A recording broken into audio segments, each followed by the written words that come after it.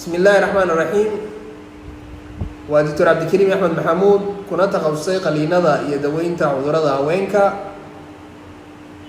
waxaan jecelahay inaan maanta ka hadlo arrin aad iyo aad muhiim u ah.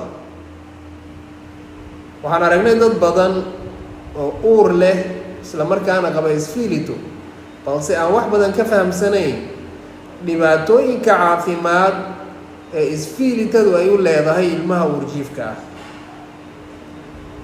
waxaa dhici karaya in ilmaha ay ku disho qofka, waxaa dhici karaya in ilmaha ay bila dhiman kaga soo tuurto, waxaa dhici karaya isfiilitadu inay ilmaha u gudubto.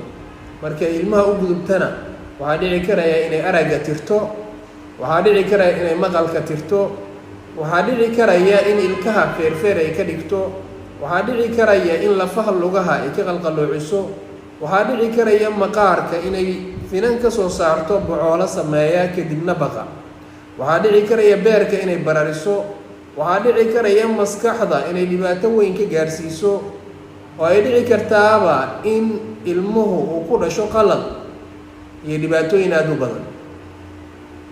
waxaa loo baahan yahay qof kasta oo uur leh in marka ugu horeysa laga baaro isfiilito.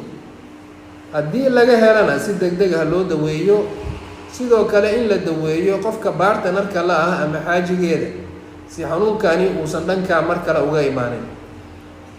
fariinta ha la gaarsiiyo dhammaan dadka uurka leh ee u baahan in laga baaro xanuunkan. fariinta ha la gaarsiiyo dhammaan dadka qaba isfiilitada. waad mahadsantihiin. wasalaamu calaykum waraxmat ullaahi wabarakaatuh.